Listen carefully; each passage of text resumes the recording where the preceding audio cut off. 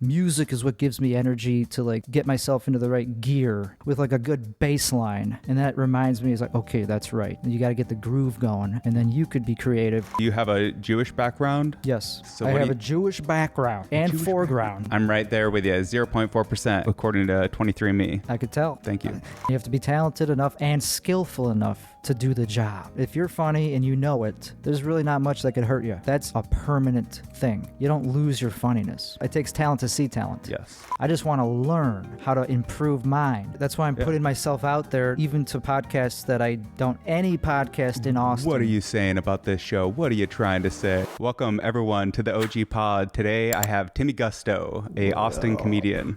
Yo.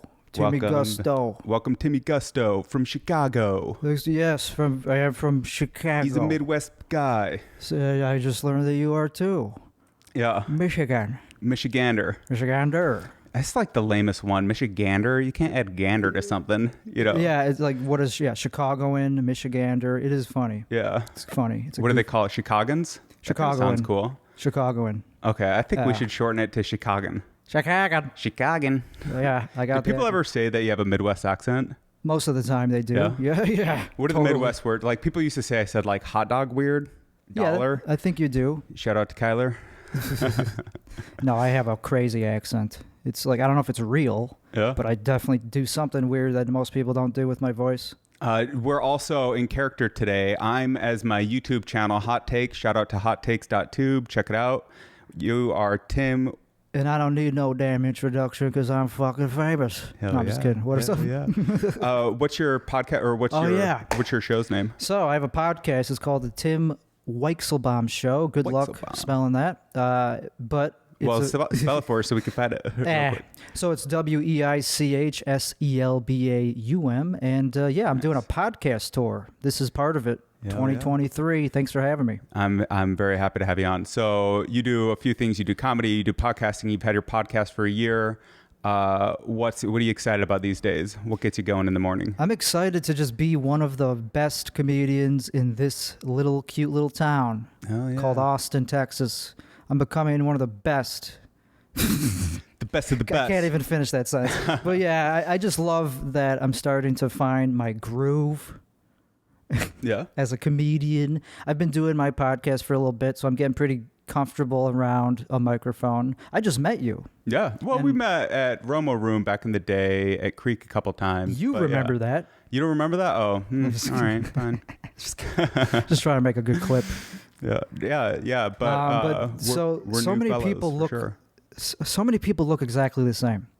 So to get people to remember you, you kind of have to like dress weird or have a weird voice. Like, how long have you been doing stand-up? I've been doing it for like 2.5 years. I'm not like a comedian. I mean, I would do stand-up as often as they give me a free crowd, right? But I have a lot of comedic like intuitions or desire to express things comedically. There's so many avenues these days. You can do it on podcasts. You can do it on YouTube. You can go do traditional stand-up. But stand-up is the hardest to break into by far. So here's something I've noticed about you just in the few times I've talked to you. You don't seem mentally ill. Really? Oh, that's a high praise. I'm Most being people serious. Come off or say the opposite. Really? Yeah. Well, you hide it pretty well. Nice. I've been working on it. Yeah. Smashing the bipolar down. I'm taking cues from Kanye.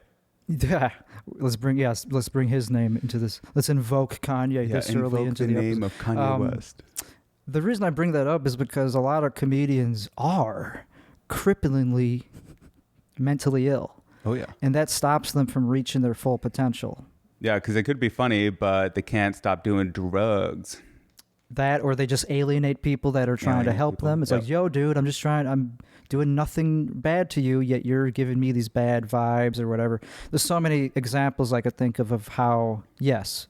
So you've done comedy for 8 years. Well, 10 actually. 10 years. I've been in Chicago for 8 years, and then I moved here a year and a half ago. So, yeah. I'm in my 10th or 11th year. And what are your like goals and ambitions? Like if you could do anything, just to preface it, last week, I think I said that the only thing I wanted to do was go on the road, but now I'm flipping my position. And I would say that it would be really fun to do a cruise. Now people think like you'd be stuck on the boat with them. I just think you make it a joke. I don't know. No, actually, I actually have a little dream of being a boat act. Oh yeah. One of my first jokes in comedy is like, "You guys, I'm just preparing to be a boat act." What's the boat act? Is that just like a cruise ship? Anybody, just a performer who works on a boat. Huh, a boat act. It's a humble dream. You have to have good legs, seastead legs. You get sea legs. Legs, yeah. I think it's something romantic about that, about being on the sea as an artist. Yeah, or a serial killer. Both of them are good. Nobody can get away from you. They have to listen to your stuff and they can't run. It sounds like a good screenplay idea, yeah. The comedian serial killer. Maybe or a good thing to actually do in real life. I don't know. Whatever floats your boat. Maybe later. Maybe when I'm older. I'll grow into it. I mean, so to answer your question, my dreams and ambitions, like for real? For comedy, yeah, for real. Like, what would you want to do if you could do anything in... I've already pretty much I've already achieved a lot. I get laid pretty often from this, so that's already off the list. There you go. So let's talk about actual, like, real non-tangible stuff. Okay. I want to make money. I want to be able to say that I'm a professional. That would be a goal. What does that mean? That means clearing at least 50 grand a year. That's a good number. Yeah. I want more. I would say 100 is the real milestone. Once I start making 100. I feel like once you can make 50, you can make 100. Once you make 100, you can make 250, 500, right. Whatever. I think you're mostly right, unless you're really scraping to reach that fit. You never know.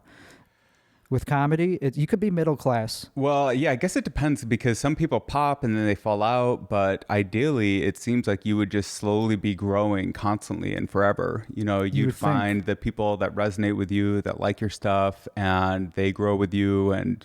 You would time goes think on. So, but some you would people, hope so, but maybe it doesn't happen that often. Stagnate. I guess. Yeah, because there aren't that many people making really good money in stand-up. Although we also both do podcasting and YouTube. I just think people do not understand the opportunity on YouTube.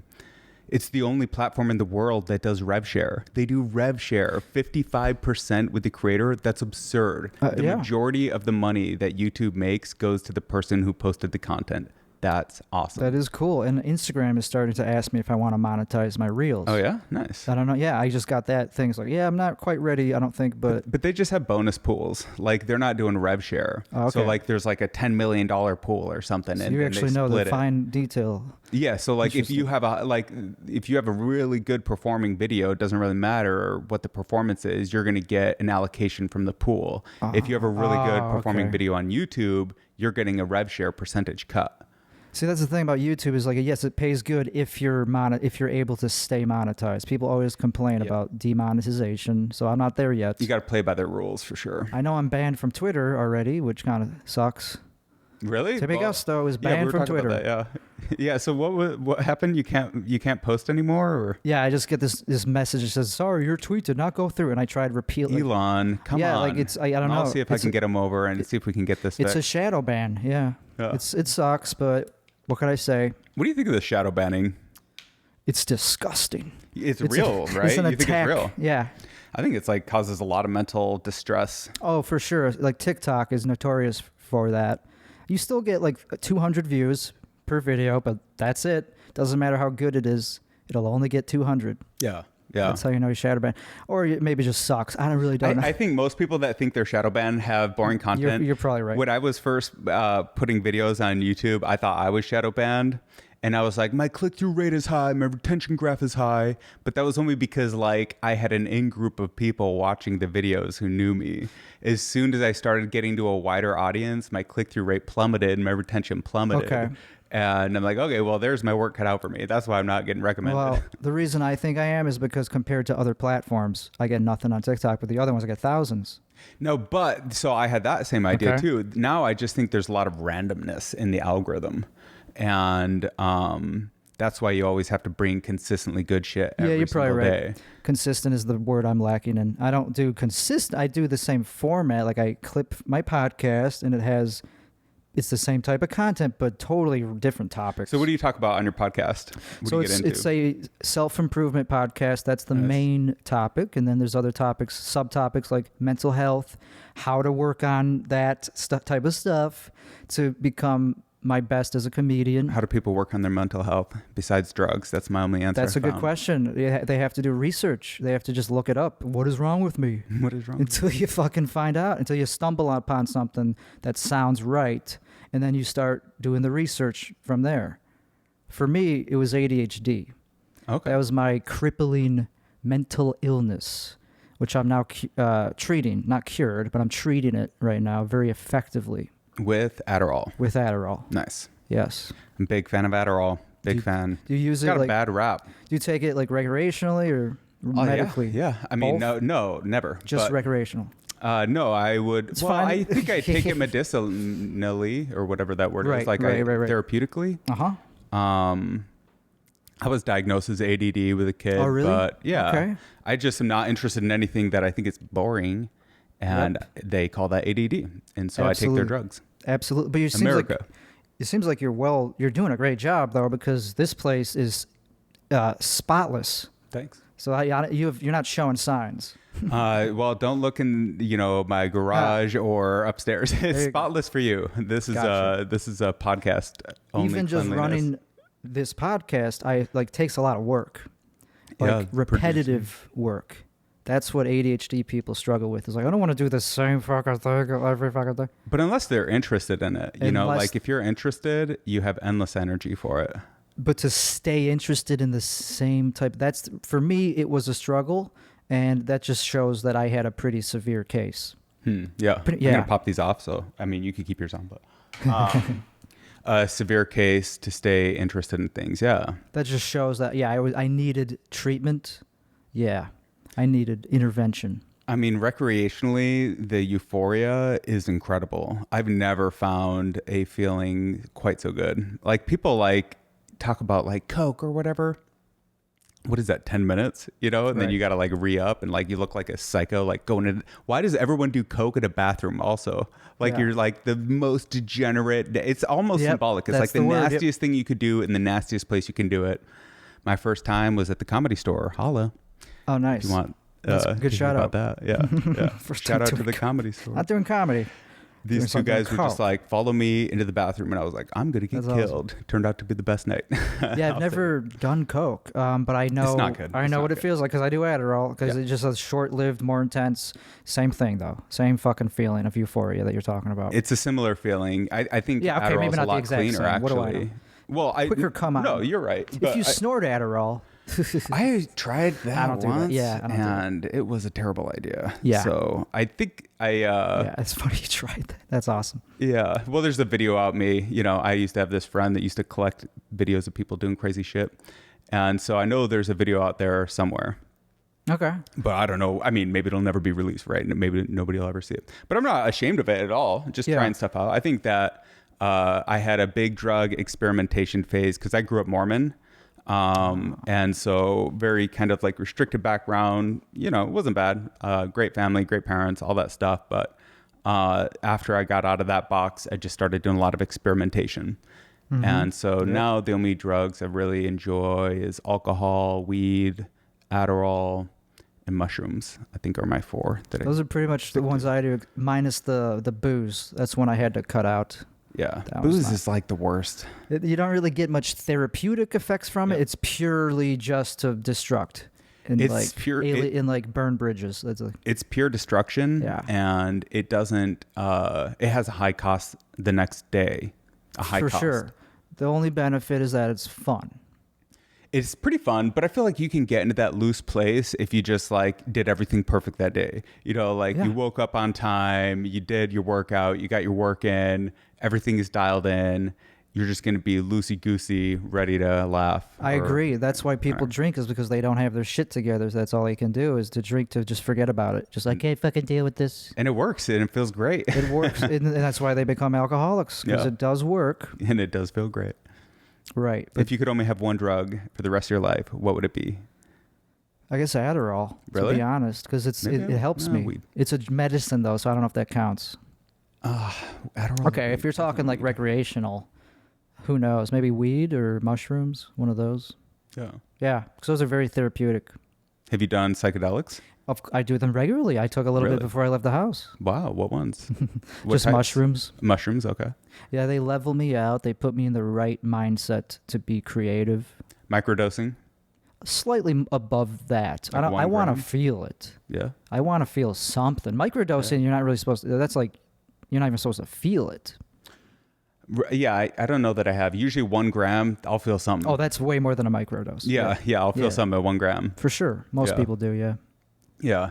For me, it's normally like this sick feeling that I get that takes like an hour or two, and then I get the good times. But first, every single time, I have to go through the nausea and slight anxiety. And I get more anxiety with weed. It's almost just like I feel poisoned. I feel poisoned is how it feels. Yeah. No, on mushrooms. Yeah, mushrooms for sure.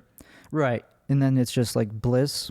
Yeah. Then it's usually really good. Same for me. And I get really creative and I can write a lot. I could just write endlessly. You know, it's almost like speaking. Well, anyway, it just flows. It's fucking great. Yeah. So that's a very high quality one. Yeah. It's natural too. So it's like, of course, we're meant to be doing it. I mean, the Vikings were. That's what they used to do before all their raids. Have an orgy, get some mushrooms going, then kill everyone. Oh, I think I've heard that. Yeah. I think I saw it on a TV show. What was that show with Ragnarok? Oh, I don't know. Vikings. Okay. Vikings. It was pretty cool. I don't know if it's still going. Are you watching anything? Anything cool? Am I watching anything? Yeah.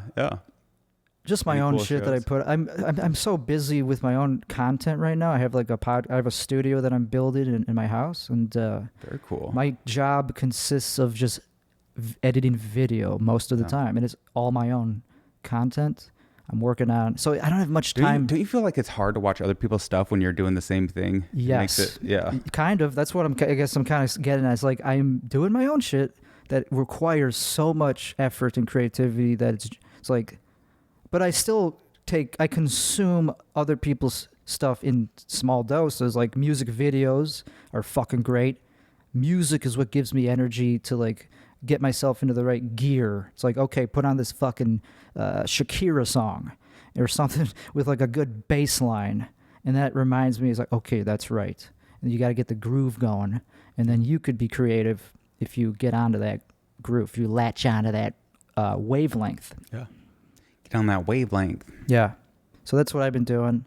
But, there's always other people put out. There's a lot of good shit being put out, like specials, like. But I don't really have the appetite to consume anything longer than like 5 minutes.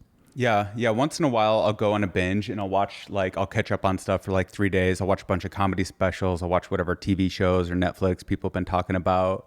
Mostly, I just stick to my own creative stuff. And a lot of my binge time, of my like downtime, that goes to like weed, YouTube, just, even writing on weed. To me, that's like, that's as relaxing as anything. Mm-hmm.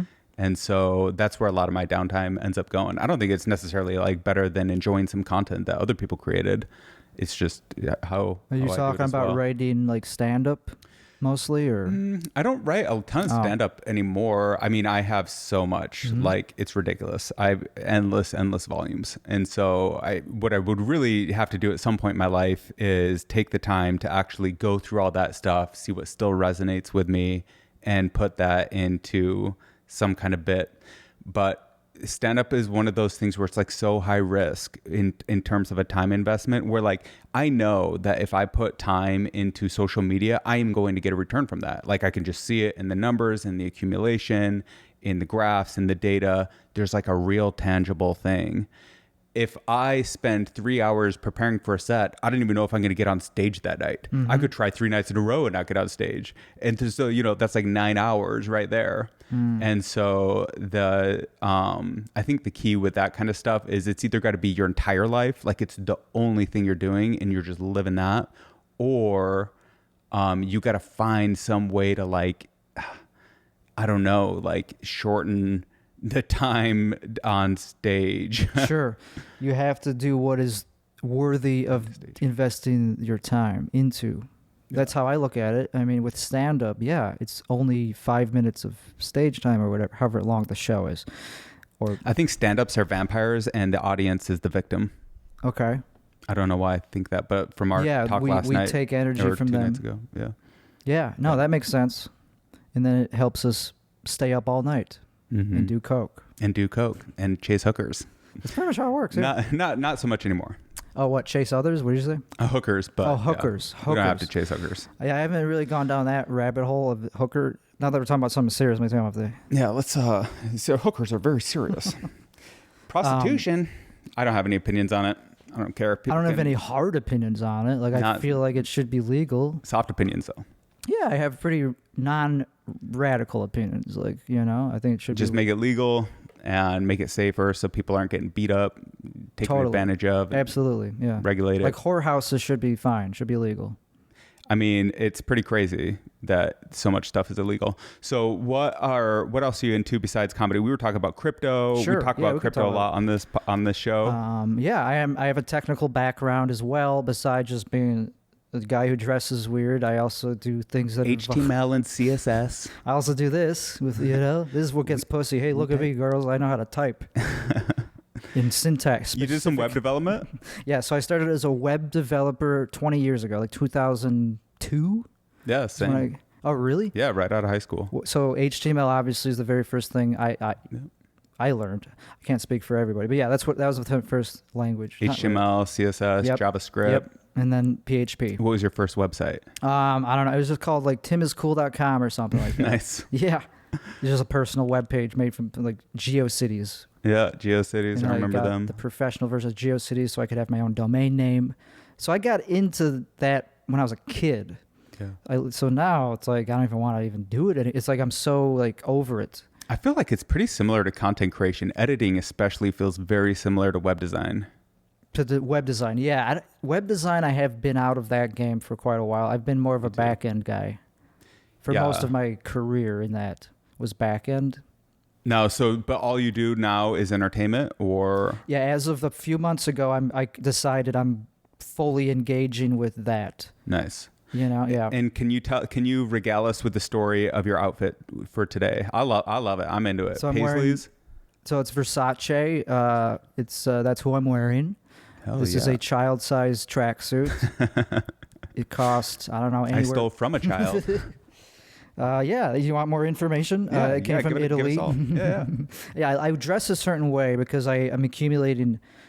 I'm building a brand. Timmy Gusto's a brand. He's more than just a character. It's a stage name, but there's a whole there's like a ethos to. There's like a what do you call it?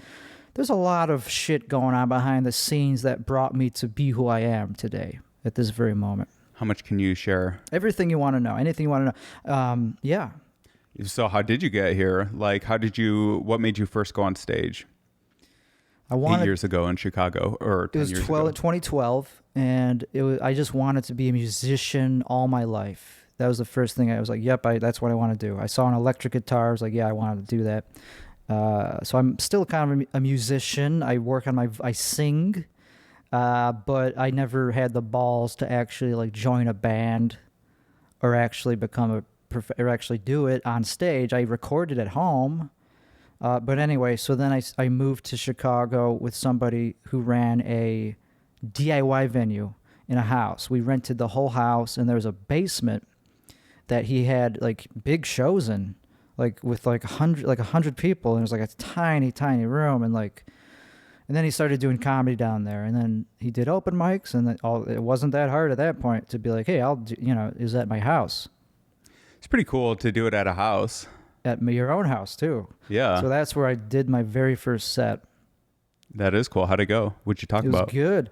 Oh, I don't know what I talked about. I have no idea. Where does your comedy come from? What do you like talking about on stage? Okay. Good question. What I really talk about is usually something that you're not supposed to talk about. It's something I just do like what Dice does. You got some Dice vibes. Yes. You totally got some Dice vibes. Totally. Almost like too much to the point where it seems like stealing. If you had a leather jacket. Right. Yeah. Right. So I do that. That's my style. Is very similar to Dice. Nice. And it speaks for itself. If you look me up, you'll see it. It's very easy to get. I didn't even know who he was until maybe a year or two ago, and he's still around. He still like exists. Yeah. Makes you wonder why people like that stop doing comedy. He didn't. Does he still do it? He never stopped doing comedy. Really? Oh, okay. Mm-hmm. Yeah, I guess I saw like Carrot Top is in Vegas still doing his thing, and he's looking pretty old these days. But he is pretty old. I think he's like literally 50s or something. Sure, and he takes care of him. He looks fine. Well, he looks great for his age, but still, like, you know, you grow up and those guys are on TV, and then it's weird to think like, oh, I'm trying to do the thing that I saw the guy on TV trying to do. Mm-hmm. You know, that is kind of weird to think about. Carrot Top's an interesting example. Yeah, like he found a niche and he turned that into a multi-million-dollar career, and he's famous. You can't really get above that. And then he just hangs out in Vegas and does his shows, and who knows what else he does. There's nothing above that in show, but in comedy, if you're trying to be a comedian, he's an example of the pinnacle of success, even though people shit talk him all the time. And they shit talk him why? Because he's got like a very defined set. Yeah, they just make fun of it for being hack or prop. It's just cheesy. I don't know. I'm just guessing as to why. Because it's like, oh, look at that guy. Yeah. Not doing the typical thing that you're supposed to do, which is... Who gets shit on the most in the comedy world?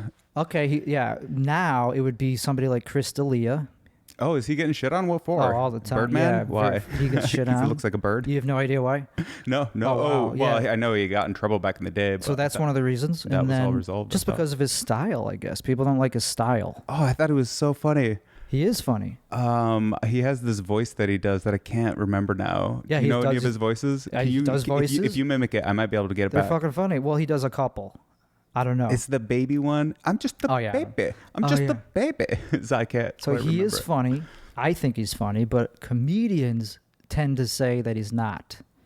So he's one example. People shit on Brendan Schaub. And that's a good example. I think they're just jelly beans. They're jealous. Do you like him? Not like in a gay way, but... You actually like his comedy? I don't think I've seen too much of his comedy. Okay, good. Yeah, that would be interesting. You'd be the first person. I like him as a person on his podcast. I've seen his show a couple times. I haven't seen a ton of his comedy, but he just seems like a fitness guy that does, you know, jokes. He's the number one, probably most shit on comic working today. These days, yeah. Yes, so that's the good How did that happen? How do you win that prize? Do you not know at all? No, I really don't. Okay, well, I from what I know, he is kind of a douchebag off stage. Like, he goes after people. Oh, because he had this fight with Bobby Lee and Kalila and that whole group of people. I can't remember who was all in on it. I think Theo was kind of involved in this. I don't know. Okay. I don't know. Yeah. What happened with that? What was the drama? I don't follow it all the way. I just know that he goes after people. Like, he tries to threaten people with lawsuits or some bullshit like that for talking shit about him. Really? Yeah. Well, that kind of makes me want to talk shit about him. Let's see if we can get a lawsuit. No, we're not. Brendan, what kind of a name starts with a B? I got nothing. Yeah. How do we shit on? I got to see his stuff. Then maybe I'll have plenty of material. You could save your time. Yeah. You could probably do something. Just look better. at the dumpster. I think you have better things to do than that. Yeah. Just go look at a public toilet. It's about the same experience. His comment is not very good, but it's something to still look at if you want to know what the worst possible thing that passes for comedy is. I don't know. I mean, I don't follow his comedy, but I do like his podcast. I think he's got... I think I agree with that. Some good guests. I haven't seen too much vibes. Of it. Yeah. Yeah. With Brian... I know he has one with Brian Callen. Yeah. I guess I don't really know much When I lived in LA, I ran into Brian Callen like 4 times in a row. Not that I knew him, not at all. But I recognized him. And it was like within like 2 weeks. And it was like literally everywhere I was, random restaurants. I think it was like 2 restaurants in the Comedy Store in like 5 days. Mm-hmm. I was like, this fucking guy's following me around. What is his deal? How long were you in LA? A couple of years. I know one was at, what was that place in Playa Vista? It was a taco place. Del Taco. No, yeah. Del Taco. Fuck me. No, what was it? Soul Taco. I've heard of Del Taco. But I never talked to him or anything. But so he did that podcast with Brendan, and he seems like a guy that has had a ton of opportunities to like do podcasts and do cool things, and just has never really done them, or like other people took off with him. Talking about Brian? The fighter and the kid, wasn't he the kid? Wasn't Brian the kid? I don't know. Probably. Do they even have that anymore? Or maybe because I know he's got like a bunch of them. Okay. What do you think of these podcast networks? Is that still really a thing? I mean, I guess I know Bill Burr has one. I want to make one. I mean, in the longest of terms. YMH. That's technically that's a network. That's a great one. Yeah. Your mom's house. Yeah. I mean, I think it's a really good idea. There's so much to share in podcasting and equipment, learning, even like you end up like drafting on guests, like, oh, this person was on your show. They might be good on that person's show. That's why I'm doing it. That's why I'm putting myself out there, even to podcasts that I don't, any podcast in Austin. What are you saying about this show? What are you trying to say? This one's great. So far, this is the highest quality production one I've done. Aside from my own, mine is pretty high production in terms of money that I invest in it. I don't know about content-wise, but in my opinion, I'm doing my best. That's why I'm trying to do a podcast tour, is because there's a community there's a great podcast. The sky's the limit. Dude, there is a lot of good podcasters out here for sure. I would this in Austin. Is where it's at. This is probably the biggest city. This is where it's at. This is the best city for podcasting. The best city for podcasting, comedy, and what? Obesity? What's the third one? Oh, good question. Yeah, probably something slimy. Homelessness. We've solved that. We solved that. Did we? I don't know. Actually, I haven't been outside in a bit. I just run around here. Oh, okay. I've been outside. I mean, by outside, I mean downtown. Right. Is it a problem anymore? Or? It's, yeah. I mean, you don't see as many of the tents, so they kind of scooted them around somewhere else. I haven't seen a tent city in a few months. So are you promoting anything on your tour, or is it, it's your podcast? I guess what I'm promoting is myself as a comedian, basically, as a podcaster. Timmy Gusto, that's it. Pretty much. Nothing else specific. Let's go into comedy more. Yeah. So you like talking about things that are a little bit controversial, it sounded like. Yeah, I don't really have any limitation for topics that I bring up on mine. I don't really go like, oh no, that's too dark. No, I talk about anything under the sun. The more controversial, the better. Okay. Yeah, I'm one of those types. Yeah. And what are you talking about these days that you can share with us? Not like that full joke, just like the... Yeah, not really jokes, but I just do topics like, race realism.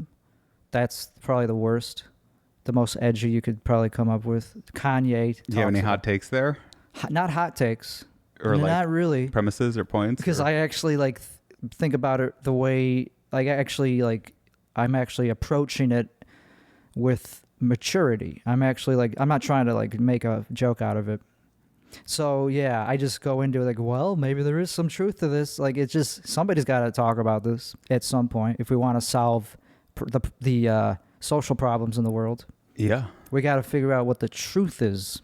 Can I ask a sensitive question? Yeah. Do you have a Jewish background? Yes. Okay. So I have a Jewish background and foreground. I talk about all the foreground. I talk about my Jewishness all the fucking time. Do you really? Yes, because it's relevant. Yeah, especially right now. I wouldn't talk about it if there wasn't any reason to talk about it. It's a DNA thing, not a religious thing. I'm not religious. I was raised culturally Jewish. So what is a Jew? Is it a culture? Is it a religion? Is it a race? Is it all three? Yeah, all of the above. Okay, so you can't quit being a Jewish person. In my opinion, it's in your blood. Yeah, right. That's what I thought. If you're Ashkenazi, hell yeah, that's what I'm focusing on. I'm right there with you. 0.4% according to 23andMe. I could tell. Thank you. Yeah, it's fucking in there. I do like having a little Ashkenazi in me. Good, you should. I do. I'm very happy with it. I don't know if you want to be full Jewish, because that's kind of like a disease. Is it? Why is that? There's a high preponderance of successful Jews. Being full Jew, it means that you have you got some problems. I don't know if I'd want to be full Jew, but half Jew is beautiful. So what I should do is marry a Jew, and then my kids will be perfect. Yes, if you marry a Jewish broad, she will produce high quality offspring. There you go. All right, it's solved. So what do you think is going on with Kanye? He's being Kanye. Do you think he's out of his mind? Do you think he's actually hateful? Do you think he's doesn't understand the impact of his words, maybe? Yeah, I question. He's obviously off his rocker. Yes. There's no way he's not. I mean, we know he's crazy. He's crazy, for like lack of a better word. Yeah. Yeah, for lack of a better word, literally. He has bipolar, so we know that he's crazy. By definition, that means you're crazy. But how many people in entertainment have some form of bipolar or whatever? Sure, probably a ton. But some of them treat that problem. Yeah. He's not treating it. Is he not? So that's why it is a problem. That's like, it can be a problem. I don't know. I don't know him.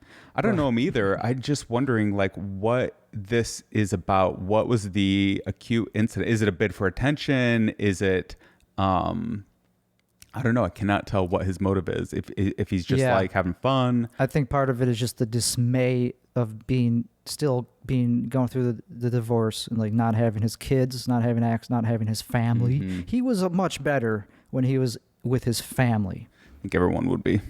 Yeah, you didn't hear much from him when he was happy with Kim. Right. As much. He was putting out good work. It's probably true.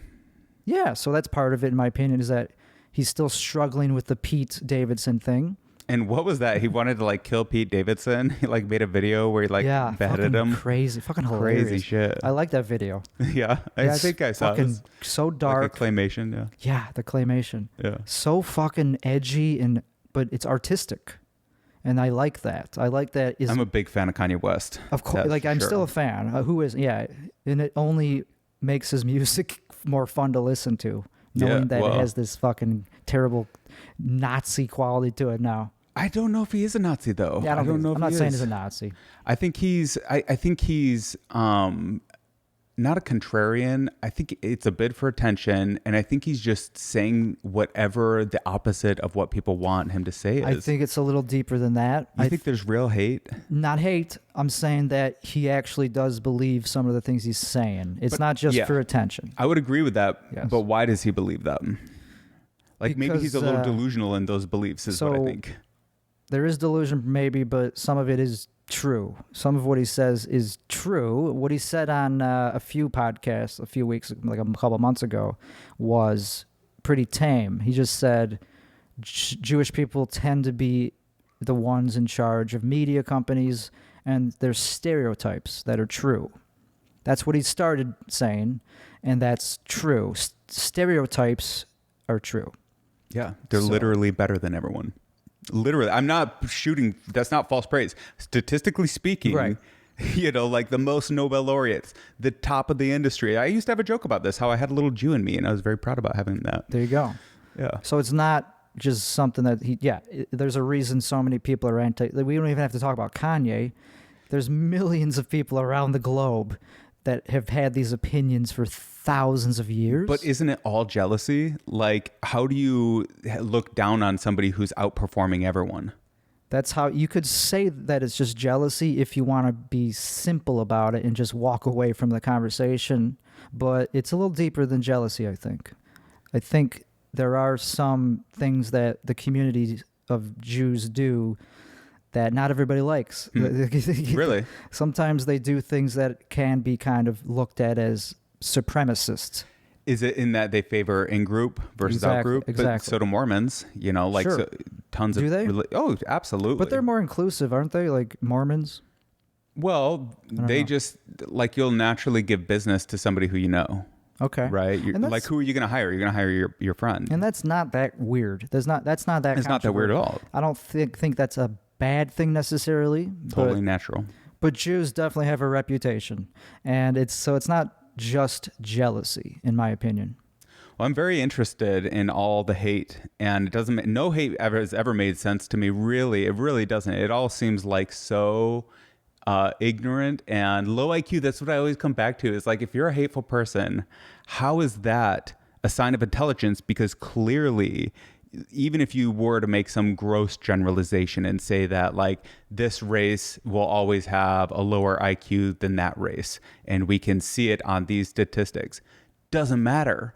Every distribution has outliers. Sure. And the fact that Obama does exist proves that anyone can be anything. Of course. And so any hate and prejudice in our world is like, to me, a sign of a shallow thinker. Yeah, if you're just hateful, that's not really productive, I don't think. It's just like, okay, are you going to...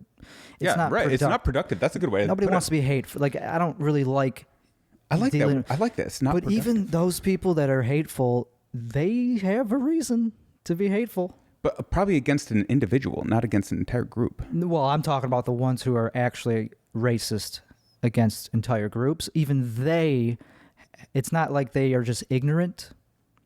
Do you think? I've talked do you to think these that people. hate is learned, or do you think it's okay? You can't be born. I don't think so either. I think you're born like an animal, and you're a savage, and you'll eat the innocent to survive, or whatever animals will do. But hate is a human emotion. I guess even if Animals you're young, don't hate. you could still be like, oh, what are those people about? Why are those people different? Why do they dress? Why do they wear these weird hats? Even when I was young, I was like, oh, Jews? Like, I was like, what are those people? Who are they? And I wonder how much of that is innate, or how much of that is just our own parents, like in-group, out-group preference, teaching us to be tribal, teaching us that like there's boundaries between people. One thing you get real quick in psychedelics is like there are no boundaries. Boundaries are an illusion. Oh yeah, good point. Yeah, boundaries are like, what is a boundary? It's something we make up just so we can define it. A rock, like this water bottle.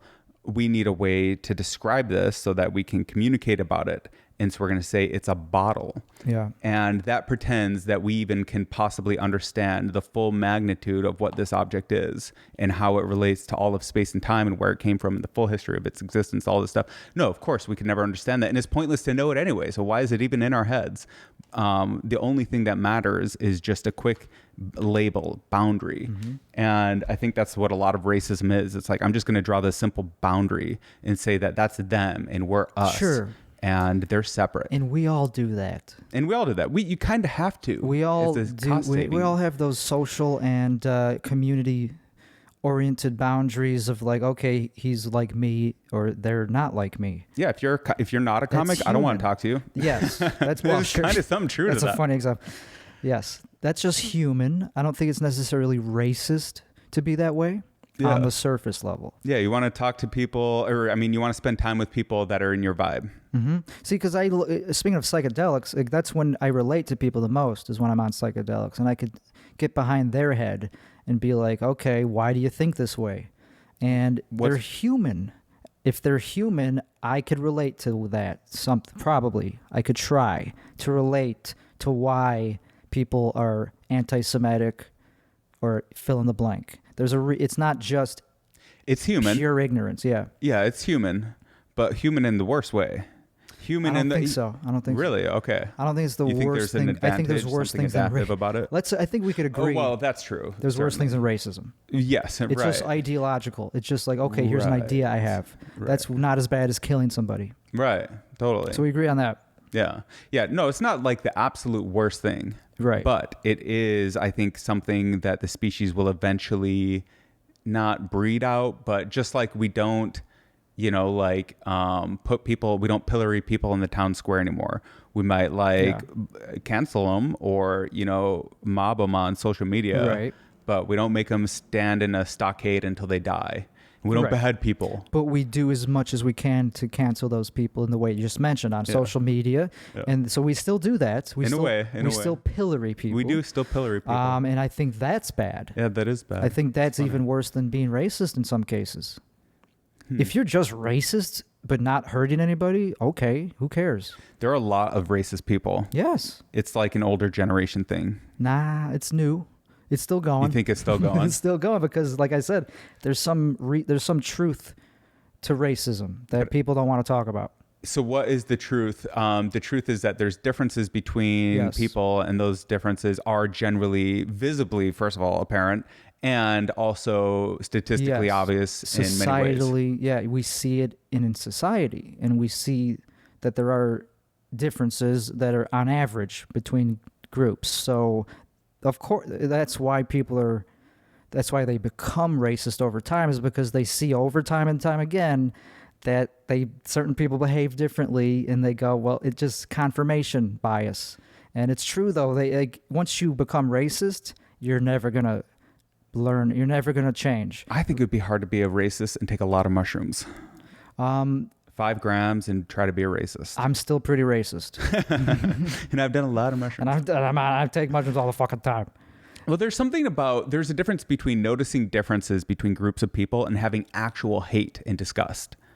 For sure. Yeah. I'm not always hateful, but I recognize that there's differences. Right. And I think that is just called... We don't even have to talk about race. There's differences in just any individual that I come across in intelligence and friendliness. And like, I just don't want to be around everybody. Some people I just consider low quality people. Sure. Regardless of ethnicity. I don't give a fuck. Politicians. So for me, I'd rather hang out with a homeless man than a politician. That's for sure. Yeah, me too. I guess, unless they're a really cool politician. Yeah, that's rare. True. That's true. There's some cool ones. So like, why would I be hanging out with a politician? Yeah. They'd have to be a chill homeless guy or a cool politician, because you can get some violent homeless. I do like some things about homeless people because they have principles. Some of them have the reason they're homeless is because they have principles. Have you ever had a long conversation with a homeless person? Yeah, that's how I know this. Okay, what's the longest?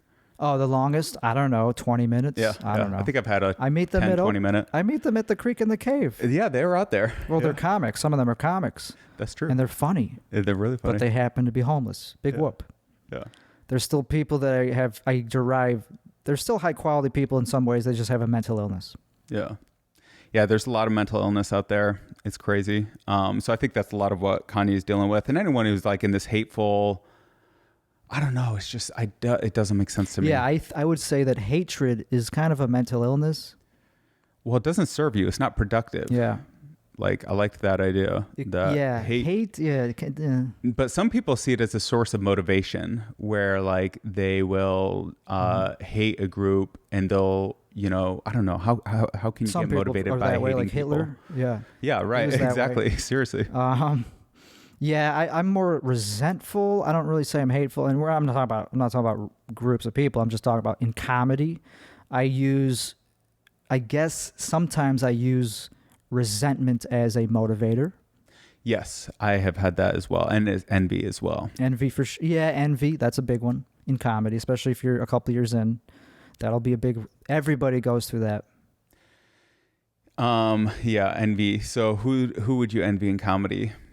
Currently, do I envy anybody? I'm sure I do envy some people, but I'm actually doing pretty well right now. There are people that are where I want to be, but I just would rather enjoy the road getting there and just be happy that I'm even on the same road. I guess I envy people that are doing the same thing as me, but at a higher level, like that are doing paid shows and have tens of thousands of subscribers paying them money, like Tim Dillon. Okay, I'm envious of Tim Dillon. That'd be a nice place to be. It's a nice spot. Because I am trying to do place. He's at the pinnacle as well in terms of podcasting and stand-up comedy. He's got his Patreon. Yeah, he's got his Patreon show. But I'm not jealous. I'm envious, but I'm not like, oh fuck that guy. No, he deserves it. He's cool. I mean, a lot of people have worked really hard to build where they're at, and I think he's one of them. Like he. I don't know his background. He did real estate. Maybe he didn't work that hard. I don't even think he worked that hard. I think he fell ass backwards into it, but he's good at it, so he deserves it. He definitely is good at it, and that's pretty much. Shane Gillis is another one that's like I'm not jealous, but I'm really happy for his success.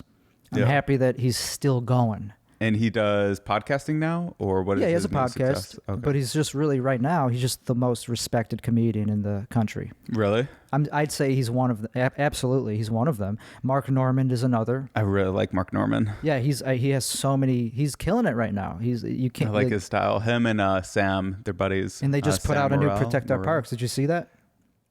Wait, Sam was on?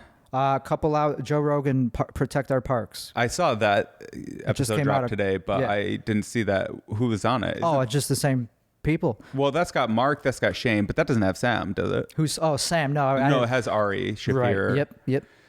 And he just dropped his special, so we know how much he made. What did he make? 24,000. Wait, he had 4 million views, $6 CPM. YouTube, yeah. Yeah, I'm obsessed with this fact. No, that's a great. I was wondering the same thing. You could literally calculate every YouTuber's income. First of all, you can calculate it times 20 if you want to get to the like top end tier. Mr. Beast says that the real CP cost per mile for people who don't know, there's a concept in advertising where you basically get paid by views. So CPM is cost per mile. For like 1,000 views, I'll pay $5. That's the average. Actually, I think the average on YouTube is $1, but a lot of people can push that up to like $5 and $10 with sponsorships and brand deals and that kind of stuff. Mr. Beast was claiming that some creators get upwards of $20. Okay, so if you see a video from a creator, let's just say they're doing real well, they got $10 real cost per mile, you're getting 1,000? No, that can't be that high. Yeah, 10,000, 100,000.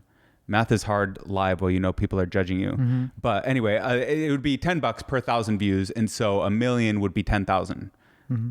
I hope I'm not an idiot, but... Well, that's just off the YouTube monetization. He also asked for donations. And then you get brands, and then you get Patreon, you get all this stuff. Right. And these creators are raking in cash, and what's so crazy is their job is about to get way easier. I don't think we were talking about this much. We were mostly talking about Bitcoin and crypto, but a new idea I'm obsessed with is artificial intelligence for creators. Okay.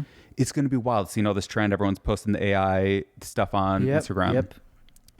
Dude, I predict less than 5 years, when you go to put your podcast on YouTube, you're going to have it edited through an AI.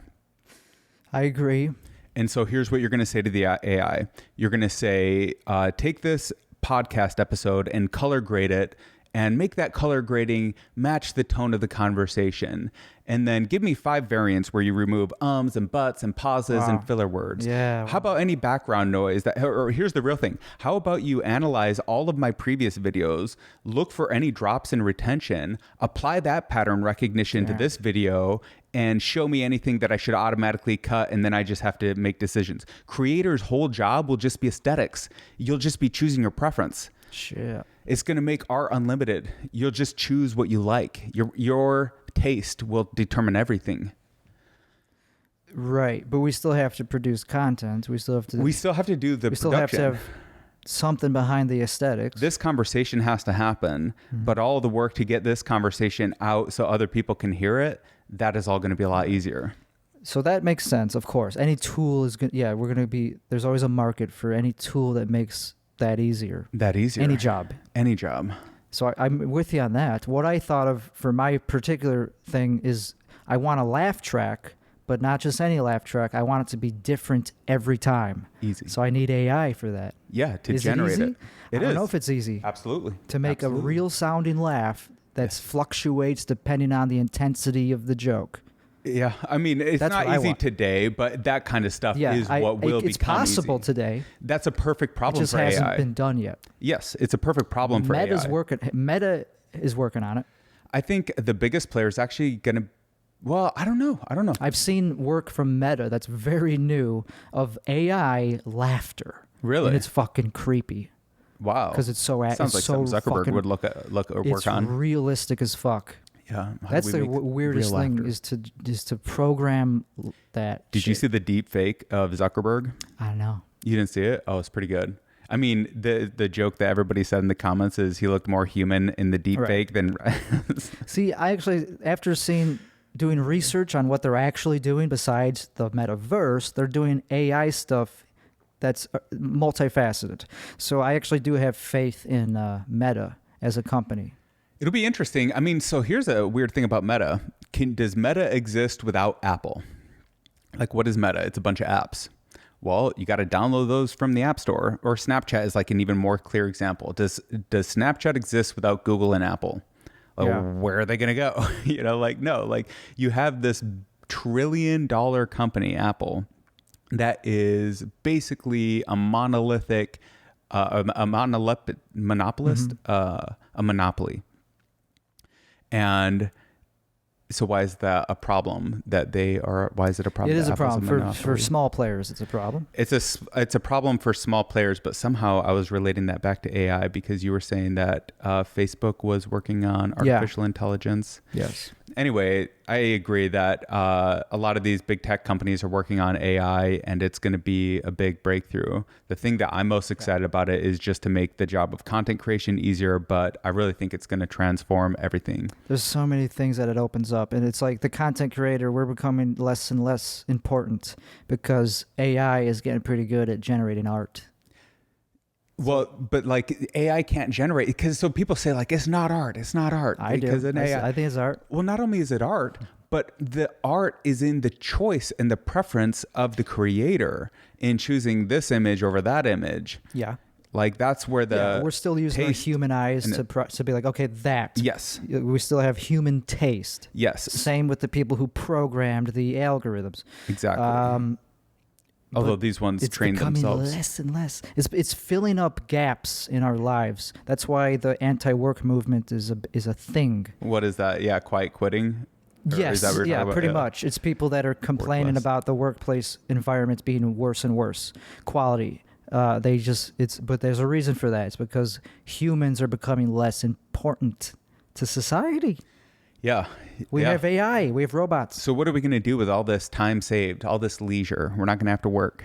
Yeah, some people love that. Some people love having more time for leisure, but also they feel depressed. Yeah, I was going to say they're going to feel depressed real quick if that's all they have. Because they're not producing. Leisure. Yeah, you have to produce stuff. I have to. Some people don't.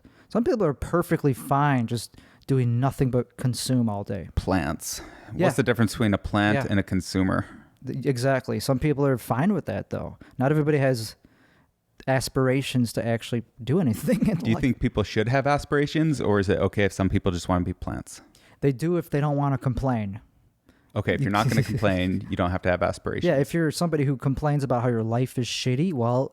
do something about it. In most cases, try to do something about it. And this is somewhat of what your content is focused on? Self-improvement.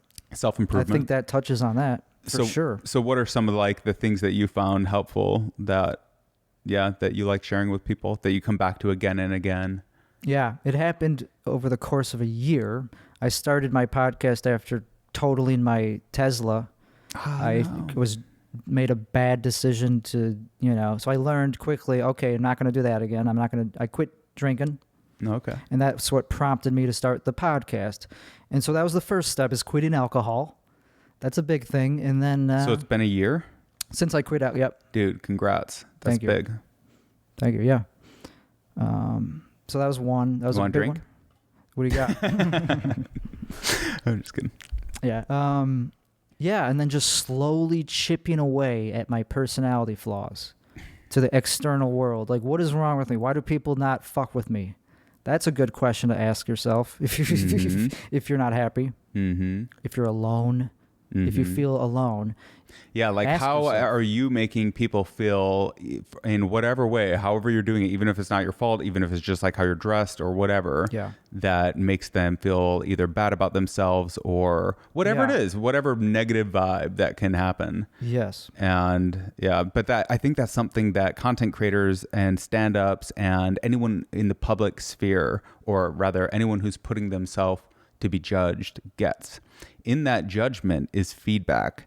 And you are blind to your own foibles and your own character flaws and the things about you that other people notice but refuse to say because they're polite or they don't care, whatever. Right. And if they would point those out, then you can make a change and your blind spot would be realized. But, that's never going to happen because that's not how society works. Unless you go on a stage or put your stuff on YouTube, then everyone's going to point out your problems. Everyone's going to point out what's wrong with you. There's your punch list. That's what you fix.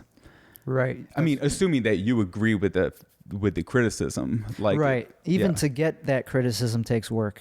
Boom. Even to get views. That's what I was trying to say. Takes work. So yes, that's one way. But yeah, it just depends what your goals are. First of all, you gotta set your goals. That's another thing that I didn't do until very recently, like a couple months ago. I was like, what are my goals? Like my overarching, like my dreams, long-term goals. So I wrote those down. That was a big step. And then you got to break those down into smaller goals. So first of all, you got to define what you're trying to do in life. Yeah. Yeah. And I already kind of knew I want to be a comic. I knew that for a while, but like, okay, what type of comic? How successful? Like how much money? How do you become a professional comic? That's what I'm currently trying to work on or achieve, is being a professional comic. That's awesome. To do that involves many things. You gotta fix your. My problem was mostly interpersonal. Like, I'm funny. That part I've known my whole life, but that doesn't mean other people are going to want to give you opportunities just because you're funny. You know, one of the things about comedy that makes it a little bit harder than other challenges is there is no organization around it, and it's just comics hiring other comics. And I used to get really upset about that. Maybe I heard this on Rogan's podcast actually, but somebody described it as an organism, as like a living being, as a network that was alive. And because of that, you don't have all this. You have different, corruptions and bureaucracies and abuses of powers that you're never going to be able to escape from. But there is something more. It seems to fit comedy better, that it would be like that. It wouldn't be organized. It wouldn't be like, oh, here's a level 10 comedian. You get that salary. No, it's whatever the fuck anyone can do. And it's just the wild, wild west. It's, you can just do whatever. Right. There's some organization. Whatever you can make of it. It depends on the club. It depends on the scene that you're in, it just depends on the. And so I guess the point of it that was in saying like, when I first started, I don't even say I'm like trying to be a stand-up. I want to be a successful entertainer and podcaster and YouTuber and comedian. Yeah. I want to do all of these things. Yeah. I call myself an entertainer first. I think it includes multiple disciplines, not just stand-up. Right. Totally. And so, what were we talking about though with stand-up? How you said it's unorganized and like chaotic.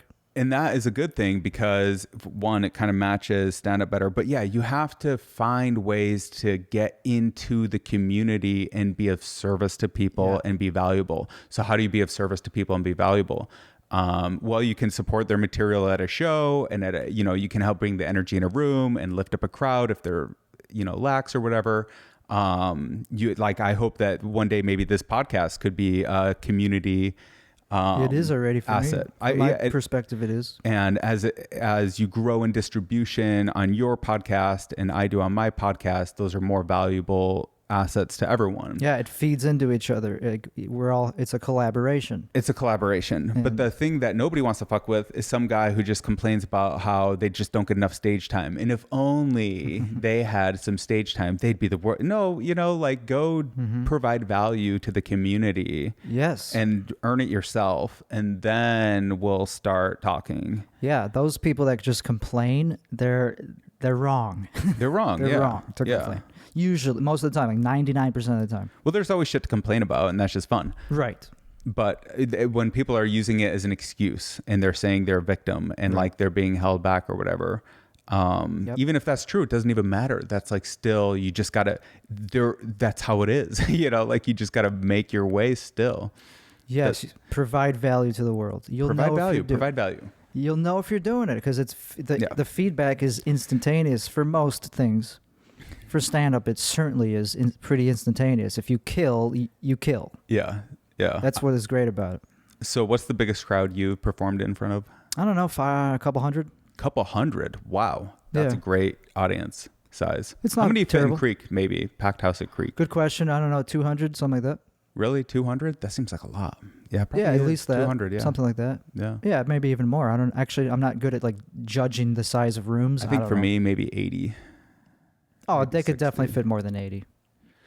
Is what I meant that I performed in front of. Oh. But I was just, you get that live feedback from them instantly. Yeah. And you get pretty good feedback on YouTube, actually. Yes, that if you get views. If you get views. But even not getting views is feedback. That is feedback. Not if the algorithm doesn't even show it to people in the first place. So that is what I'm trying to figure out right now is how that algorithm works. And my new thinking on it isn't so much that it pushes content out, although it does sometimes. It doesn't. It pulls. It pulls content in. And so how does it pull content in? From your audience. Well, if you don't have an audience, it can't pull in that content. Right. So like, I don't know that it's not recommending it so much as you don't have an audience to pull it in. Sure. Yeah, you're right. Yeah, it's not like the algorithm has something against your content. You got to build the audience, and that's what I'm slowly doing on my Instagram, my Timmy Gusto Instagram. I've put a few reels up that I know are good because they did well on YouTube, but they still don't do well on Instagram because I haven't proven myself yet. Exactly. So I just got to be consistent and be proud of, Yeah. Totally. I don't have the answer yet. I'm still figuring it out. And the way that you're going to figure it out is through feedback. Yeah. And continually working. And staying consistent. Yes. Yeah. I agree. And continually outdoing myself. Yes. Which I'm doing. I know I'm already doing that. There's no feeling like stepping on in front of a crowd of people because all of their freaking eyeballs are on you. And if you fuck up, you just wasted the whole room. Like there is that pressure, is so much energy is in that pressure. That's why it feels like vampirism, where like the crowd is your victim. That's your victim. Mm-hmm. You're literally feeding off their life. Yeah. When you can get into the stage. Now, if you're just turtled up in a shell, whatever, they're eating you, Right. But if you're actually in the zone where you're able to communicate your ideas in a way that at least you're enjoying it and at least you're having fun, then they're feeling that too. And then you get on the same vibe and the same rhythm and you're all like, but it feels like they're giving something to you. Like it doesn't feel like a fair trade. And that feels like the risk. So the risk of stand-up and the risk reward is this. You go on stage and you risk bombing every single time. This podcast comes out, I fuck up the thumbnail, the title, we risk bombing, right? That's the risk. The reward is what? The reward is what the audience gives you. Yeah, the engagement from the audience, that's what you want. It is so rewarding. And that feedback is also rewarding. And sometimes even negative feedback is helpful, is good for the algorithm, because if you get a reaction, if people don't like something, if they don't like something enough to press that button, that tells the algorithm, hey, okay, I'll show it to more people. That's also true. Yeah. That's kind of a funny thing about YouTube, but I'm polarizing, so I'm used to getting like a 50% like ratio on a lot of percentage on a lot of my videos, but that still means I'm doing something right if people don't like it enough to actually move their finger. I think a big job of somebody in entertainment is to make people feel and think.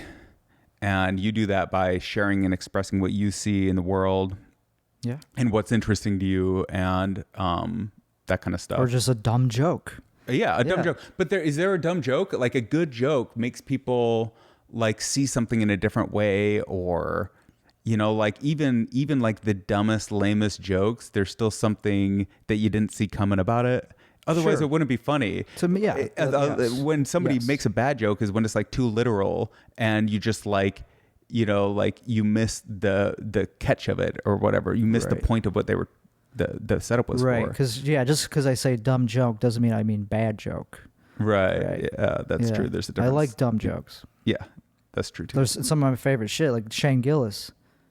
A lot of his jokes are pretty fucking simple. Mitch Hedberg. That's probably the ultimate dumb jokes. I mean, but they were great jokes. I'd say those are like count as like smart jokes just because they're so hard to think of. But they were so simple. Some of them. Yeah. Are very simple. I can't think of any right now. I used to do drugs. I still do, but I used to too.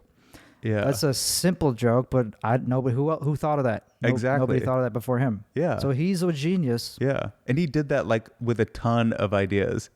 With like 30 that I've heard or whatever. Right. He has quite a catalog. He's one of them. That's why people talk about him still. Yeah. So who got you into comedy? Like who did you watch, or what are your comedy good question, because I don't know if it was anybody that got me into it, because whenever I watched comedians, I was like, I could never do that. It looks so hard to build an act and be that good. I still don't know how some comedians do that. Yeah. Do an hour. Yeah, an hour. I'm still very far away from that, so... An hour is crazy. Yeah, so I don't think I've really been influenced directly by other people to do it. I've just always been funny, and I stumbled upon it, and then I got addicted to it. How much time do you think you've logged on a stage? Good question. That's really hard to guess. Yeah, I'd have to do some math. Yeah. But, 10 years average, like however many a week, however many open mics. Have you had any long gaps off? Sure, yeah. The longest gap was a couple months, and that was only a couple months ago for mental health reasons. Gotcha. So I had to take that break, but it's not because I lost interest. So sometimes you have to take a break from creativity. Yeah, or you get burned out. I wasn't being creative. Yeah, I just wasn't. I knew I wasn't able. I didn't know how to be funny. There's no better. Yeah, that's a bad feling when life got you down a little bit and you're not. So feeling now it. I'm back. I figured it out how to be funny again. Yeah. If there's a song in there, we should break into song. Yeah. I don't know what it is. What song it would be. Yeah. Do you play music on this podcast? Yeah. Do you inject media into this? No, but if I had clips and stuff, I might inject some media every now and again. Yeah. I guess in this setup. Feasibly, yeah. Yeah, lots of feedback in comedy. It's a very unique thing, and what's so exciting about these days being a comedian, you kind of have to be a comedian if you're going to be into free speech, because like there's no other place for it. And honestly, we're going to die on this hill. Like every comic will fucking die on the hill of free speech, or they're not a comic, right? They're a hack. Like if you're not defending free speech, what are you presenting? Mm-hmm. You're supposed to be challenging, right? You're supposed to be showing things in a different perspective. Mm-hmm. Yeah, there are many people that pursue stand-up comedy who aren't pro free speech. That's why I left Chicago. There was a lot of people like that over there who were very anti-free speech, yet they were doing stand-up comedy. I think there's something interesting about that. It's like it's like a very narrow pathway. You can only joke about certain whitelisted subjects, and there's like everything else is blacklisted. Yeah, like, you can't even say whitelist and blacklist these days. By the way, yeah, even that you can't. Yeah, even that I already crossed. It's a allow list and block list. Blacklist. Oh, that's funny. Yeah. How about like high contrast, low contrast? Anyway, it's just so stupid. I love that. They get into like the master slave. You can't say that anymore. Yeah, master slave. I still say it though because it's work. It does the job. I mean, what like primary, secondary? Like these are technical terms in computer science. Master slave means something very specific, and it has nothing to do with like slavery. It has everything to do with it's a word. Yeah. The control, like how code is flowing. Anyway, it just means one is beneath the other. Like there's the master. Here's what's beneath it. It's a word. But it's not trying to like evoke, images of American slavery, and that wasn't why it was created. And that's the disconnect. Like, how do people not get? Like, I get it. We get it.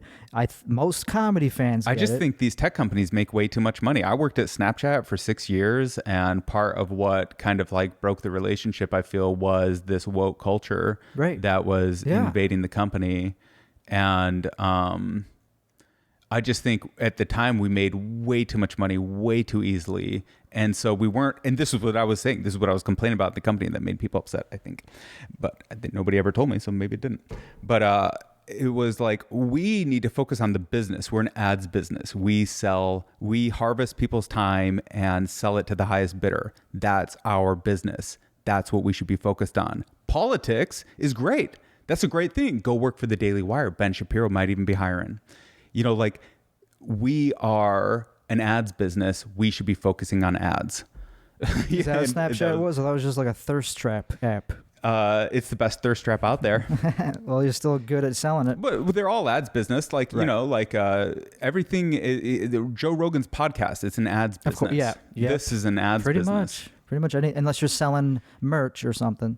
Yeah. If you're selling ads, you're trying to harvest as much of someone's time as humanly possible. Mm-hmm. That is like your top goal. You're trying to maximize time and attention. Yeah. Right. Yep.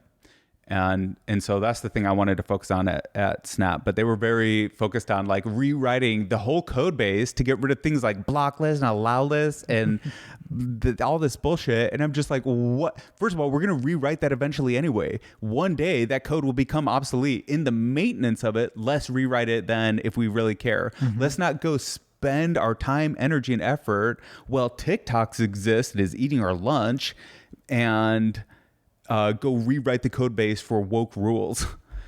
And so it sounds anyway, like I don't work there anymore. The same. We both had to we had to leave a place because of how we felt was too much of a certain ideology. Yeah. Infecting it. And of course that's all this. Every tech company has people complaining, like Google. Yep. Definitely. People have gotten famous just for that. Just for quitting Google or getting fired from Google. Yeah, that's hilarious. Although Google is one of my favorite companies. I know that they are like bad content moderators and they're not great for free speech, but I think they're like good players. First of all, they're an ads business. They need to sling ads. How are they going to do that? No advertisers want to put their stuff on a platform where you have Kanye West saying crazy shit about Jews. right? Like that's offensive to people. They don't want to hear that. And so you're not going to allow that kind of stuff on your platform. Why? To make money. It's not that crazy. Right. It's a capitalistic incentive. And so now I'm more playing by the rules. The thing I'm worried about with YouTube would be like if they started being like vaccine mandates or I don't know, like pushing agendas from the government like Twitter did. That's some scary shit. When collusion with the government is some scary shit. I don't think that's YouTube. I think that's Twitter. YouTube, I think, is trying to create the best possible platform for creators to be matched with advertisers. And part of that comes with content moderation. And that's why I don't mind playing by the rules. Like they took down my post the other day and I'm like, I see why they did that. Okay. Wow. Yeah, I haven't had anything removed yet, but I guess I see what you're saying. You got to actually focus on the business. What advertiser is going to want this? Is going to actually want their product. Right. Listed alongside. With my face talking about, like 100%. Because I put up some crazy shit, but I'm just focused on what I think is funny. And I know that there's an audience for it, but that doesn't mean there's advertisers for it. Right. Yeah. And so I don't think there's like a negative incentive to what they're doing outside of money. I don't think they're trying to like set the general discourse or be the arbiters of free speech. Okay. They're just trying to make not more YouTube, money. Yeah, not YouTube. Yeah. But Twitter, I think there was tons of collusion. Have you seen any of these Twitter files with Elon Musk? Twitter files? No, I haven't seen it. Oh, it's pretty cool. So Elon Musk buys Twitter, $44 billion. First thing he does is go in and start reading all the emails because that's all the company's data. And there has been massive, I'm not even into it all. I still got to read it all. But from what I've seen, there's massive collusion with the FBI and especially around the Hunter Biden and basically anyone that the government didn't like in Biden's administration. Of course. They just got nuked. See, we all knew that already, but we didn't have the evidence. Yeah. We all fucking knew. Right. We all knew it. Yeah. Now we're finding out. Now we actually see, like, we already knew that. Thank you. But yeah, it's fucking nuts. Yeah. The Hunter Biden, the collusion and like. I'm also pretty excited about Twitter these days and regarding free speech because Elon is such an absolutist. I'll have to ask him why I got banned then. Yeah, we gotta. I'm sure it's just a technical be friends thing. With him. Because I doubt I posted anything that bad. No, are you really banned or? I don't know. That's the thing, that I didn't get any notice or anything. I just can't tweet. That's so confirmed my email, confirmed my phone number, still can't tweet. So, and I did look up if I'm shadow banned, and it has said yes. Wait, there's a lookup? There's a third party. Whoa, what's that called? Yeah. I don't know. I just Googled it, and That's a good idea. It told me, yep, you're banned from search, you're shadow banned from this. Well, know what I'm going to be doing and I can't even, this afternoon. What am I shadow banned from? And I can't even fucking tweet. So it sucks. So, I mean, but who cares? I had no followers anyway. So I don't really mind. It's just like, really? Elon? Come on. Yeah. Well, I bet he targeted you. He knows who you are. He's fucking with you. He would probably like me. He would probably like some of that shit that I tweeted, actually. Yeah. I don't know. But it's going to be cool, though, because they have this free speech focus and they want to compete with YouTube on short form video. I think all video, but I think that's the new hot trend is short form. And I think that's because attention is being fractionated. And so he wants to do rev share with the creators, the same as YouTube, and to even outcompete them. Which, by the way, you can't outcompete YouTube. They have 1 billion daily actives. Like, I'm pretty sure it's 1 billion daily actives. Mm-hmm. There's no competing with YouTube. Like, they're the king. Everyone bend the knee. But it's good for there to be a little competition, so at least we can get somebody fighting the king, even if they can't win. Sure. I mean, yeah, I've always been a fan of YouTube just for the knowledge that I gain from it. Just looking up anything you want to know. That's where I get the highest quality knowledge. Yep. As much as that's a controversial statement, though. Why is that? Because people will be like, "Are you kidding me? You get your information from YouTube?" Because you get literally anything, medical information. So if you're competing with doctors that have medical degrees, I've learned way better information from YouTube than doctors. Same. So that's why it's controversial. That's funny. I feel like I agree that you can get as quality on YouTube as anywhere else. Everything I've learned is from YouTube. Yeah. Yeah, any skill, even stand-up. Well, what would I do? I would go and I'd watch every comedian, when I was like getting really nervous about trying it or whatever, thinking about trying it. Yeah, just like watch a ton of comics and be like, okay, what are they actually doing? Yeah. It took me the longest time to realize that they were memorizing and reciting things that they memorized. For the longest time, I think even after I started stand-up, I didn't know that they rehearsed I thought it was just I thought it was all just off the top of their head. Yeah, right. Yeah, some people just think that. A lot of people think that. But it's like so obviously not that I don't know how I didn't realize it for so long. Yeah. Right. That'd be crazy. That would be crazy. To just be able to do that, like George Carlin. But then you get somebody like Dave Chappelle, and it kind of is off the top of his head because he is so smooth and practiced, and he's built up all these routines over years. Yeah. Like I'm kind of like getting into him more these days. I mean, I've obviously known about him forever, but I saw him on SNL, and yeah, smooth. That's the word that just comes to mind. Super He's smooth. A jazz musician. It's like velvety gelato, super smooth. Jazz, yeah. Yeah, like jazz. it doesn't matter. Jazz is he could just go up there. He just starts playing the instrument. Yeah. Yes, it's an instrument. And it's a vocal instrument. The crowd is his instrument. Yeah, and his voice. Literally, once you become comfortable speaking into a microphone, and once you become super confident because you know that your voice is good, you don't really need material all the time. But he has material. And because from his whole life, and he's just, another thing that happens when you hang out with comics is you get way funnier. And if you're not hanging out with comics, you're going to get less funny because comics are so fast. First of all, they're always hanging out and they're always getting ready to zing somebody for anything, right? I made a little zinger at you for your outfit or whatever. I made a zinger at you, yeah. Yeah. Like, but it's just natural. It's just like you want to see who can come up with something. And that's the competition. That is kind of like, it's all play, but it's fun too. Right. And you get sharp in that. It sharpens you way up. Of course. I mean, yeah, that's why I got to keep going up at least a couple times a week to feel like I'm funny. I don't know. Otherwise, it's hard to know if I'm really, podcasting, I guess, is good. It's a workout for the voice, for stringing words together. Mm-hmm. That's a skill. Mm-hmm. So that's part of it. That translates over to stand-up. And just how to talk, how to modulate your voice. I couldn't get in front of a crowd right now. If you gave me like 100 people, I'd be nervous as fuck. Right. If you're not ready, you're not. I know if I'm ready. For a set. Yeah. I would need 2 weeks probably to be fully practicing stuff, listening to all my old material, and trying to rebuild something I want to talk about. Right. Yeah, I could feel it in my bones or not if I'm going to be funny or not. Yeah. But it does suck if you ever get into a place in life where like life's got you down and you just don't feel funny.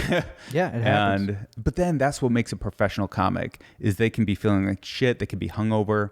Anything can be happening. They can compartmentalize all that, bring the energy, the excitement in a way that's not fake. So like, cause that's the thing. Everything that's fake gets discovered instantly on stage. Like that light burns it all out. And if you're not actually feeling what you're portraying, people are going to sense that instantly. And so whatever you're bringing onto the stage, it has to be genuine, including the energy, even if you're not feeling it. You're right. They could tell if you're doing something fake. Yeah. So, but it's hard to always have energy. Yes, it is. But yes, sometimes I'm just not in the mood to do an open mic. But if it's a show, I have to figure out a way to get in the mood. Yeah. Open mics, that's optional. I'm not going to take shit from somebody who says, "Oh, you're not doing an open mic today? You're not a real comic then." It's like, okay, sure, whatever you say. So what are you most excited about for comedy here in Austin in the next couple of years? What do you think it's going to be like in 2-3 years from now? Oh, man, that's such a long time from now because comedy years are way more dense than non-comedy years. So I could be at a completely different place in my career by then. I could be big by then. But so that's hard to think about. I know what I would want. I would want at least 100,000 followers on Instagram and at least making $50,000 a year. And what does the followers get you? Gets you stage time? Is that a question or? Yeah, well, I was just wondering why that number or whatever. It's a status thing. It just proves that I don't know. It's just a number. It's just a milestone to show that I'm a real personality. That you've done enough entertainment where you've built up an audience and it's part of your lifestyle. Pretty much. You're just a content creator. It's just to prove that I'm an entity on social media because social media is so fucking important. Yeah, it is. So that's it. It's just a milestone. It's not the only milestone. It's just one of them. As I've tried to develop a social media following, I've realized that even 10,000, that's a pretty big number, actually. That'd be great. That's a big number. And I think that's like enough to start getting stage time and booked and that kind of stuff. Oh, yeah, I'm already. You could get stage time way before that. just by sending a clip. Yeah, I mean, kind of. It has to be a good clip. Wait, what clip? Oh, just to get stage time is one thing. To get big deal stage time, that takes fame. Or just being funny. I don't really think you need. I think there's no shortcuts in any of this stuff. To be a comic, you got to be freaking funny. Yeah, I'm not saying the shortcuts. Yeah. Yeah. But, no, I know. I didn't say. But to get stage time, all you need is a good clip. Oh, that makes sense. A good clip. Yeah. I see what you're saying. Then you can shop that clip around. Mm-hmm. That's a good point. Yeah, it's not rocket science. Like being a professional stand-up is not that hard. It just takes work. Right. And you have to be talented enough and skillful enough to do the job. And motivated because you're actually enjoying it to like grind through the hate and the plateaus and whatever else you're going to face along the way. Sure. And that gets easier as the longer you do it. Yeah. Once you realize that it's all bullshit. It gets easier. Wait, what part's bullshit? The hate, the jealousy, the negative stuff is mostly bullshit. It is. It's all internal. If you're funny and you know it, there's really not much that could hurt you in this business because that's just a permanent thing. You don't lose your funniness. Yeah, I mean, but then it's hard to sometimes bring that funniness out in front of people on a stage and translate it. Sure, that's the skill part. That's the skill. That's what you work on. Yeah. But the talent ain't going anywhere. Yes, and that's an important distinction that, especially in building somebody's confidence, is like you can have a talent and not even be able to express it fully because you haven't built the skill. But you could tell it's there. If you're talented yourself, it takes talent to see talent. Yes. So sometimes I could see somebody bomb, but I could actually recognize, no, they're funny, despite the fact that the audience didn't get it. I got it. Yeah, and I tell them, like, hey, don't take that the wrong. Just because you so-called bombed, you're still. I could tell you're funny. Yeah, it's a skill. It's a total skill that is hard to build. Yeah, most people don't know who's funny unless they already have a following, unless they're already popular. Yeah, most people don't even have an opinion on anything. If you ask them, you ask them a question, they'll ask what you think. It's like, exactly. that is the worst thing. I hate that. Especially the harder it is, like the higher quality topics, the harder it is to form a good opinion on, like politics. Who the fuck knows anything about politics? But why do you have to have a good opinion? Why can't you just tell me what you think, which is, I don't think anything. You know, like even if you don't care, just say you don't care. But like, don't be afraid to share whatever you think. Right. People would rather have a shitty opinion than not have. They just press a button. They'd rather have a shitty opinion that everyone shares than their own opinion that's correct.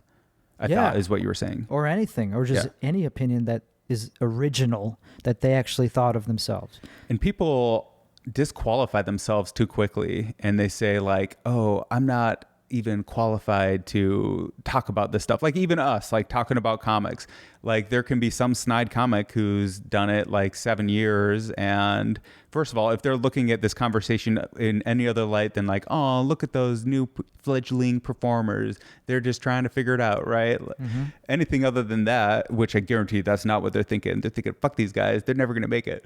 And that thought is poison. It's fucking poison to themselves for thinking That's like the most negative thing you could possibly think. But for yourself, like even if you're thinking that about somebody else, I don't know, like there's something in all of, in everything that you do to hurt somebody else that hurts yourself is what I'm trying to say. Mm-hmm. But yeah. I'm just thinking about like if people would actually think that about me right now. I'm sure, of course, some people would say that. Say what? That I'm never going to make it or something like that. Well, you need a couple. More Otherwise, it's them. not a right. That's a rite of passage. You got to have a couple people say that to you. Oh yeah, of course. Of course that happens. Yeah. But I take that as okay. Anytime I've been close to a breakthrough in my life, and this has just been my whole experience, that's when people come out of the woodworks to try to take you down. Mm. And it's actually a pretty good signal that something is about to happen. Right. If you start hitting your stride, if you start getting a little bit of heat, that's when people start getting in the way. Yes, it's also when people start giving you more praise too, though. And giving you praise. Yeah. And I guess it's attention, right? So you're getting praise and you're getting heat. Yeah, I mean, you're going to get both. Yeah. There's going to be the naysayers, and there's going to be people that all of a sudden are your best friend because they see that you're doing well. So all of a sudden they start talking to you. What do you think of competition? Just a real thing, like a real quick thing on competition. Like, do you think that there's some people say you should only compete with yourself, but other people compete against each other? Like in sports and even in comedy, you're going to be comparing yourself naturally to people who are around where you're at, right? Like we both have a new podcast, kind of newish. We both are newer into comedy. Mm-hmm. And so we're going to be, well, maybe you're a lot more experienced than me, but still like that comparison game. Should there be comparison and competition between other comics and people, I guess, or should it always be to yourself? Yeah, I don't look at it as competition. I look at it as what is he doing right that I'm not doing. Okay. Like, okay. How can you learn? Yeah, like anything, even a technical thing, the lighting, the angles of the lights. Like, okay, that's a better way to do it. I just want to learn how to improve mine. I don't really, and if somebody's doing better than me, it's like, okay, what are they doing that I'm not? It's like not really a negative thing, but I don't really look at it as me competing with them. Really, I don't know. Even though you are on the algorithms, you are. Yeah, we're all competing. Yeah, for attention. I'm just going by what I did last time. What is my most popular clip? Yeah. Let's try to outdo that. Yeah, I think that's the way to do it. Yeah. So what do you got going here in Austin? You got any shows on the regular, or like where can people find you? How do we connect with you? Where do we see you in Austin? A couple of weeks, okay. 2-3 weeks. So I'm going to be doing the High Tonight show on December 20th. Nice, with Victor? With Victor Martinez Jr. Martinez Jr. So I'm very excited for that. He's been on the show. Oh, yeah, that's right. He did. He was really fun. Yeah. And, and then my podcast is the main thing that I do. So that's called the Tim Weichselbaum Show, yet again. WEI, just type the first couple of letters. And, Timmy Gusto podcast tour is what you're currently witnessing. So I'm very excited to be on this. Well, hell yeah. I'm happy to be part of the Timmy Gusto podcast tour, and everyone go follow Timmy's stuff and listen to his podcast. It was really fun talking to you, man. I really Thanks for having me. It was fun. All right. Thanks, guys. See ya.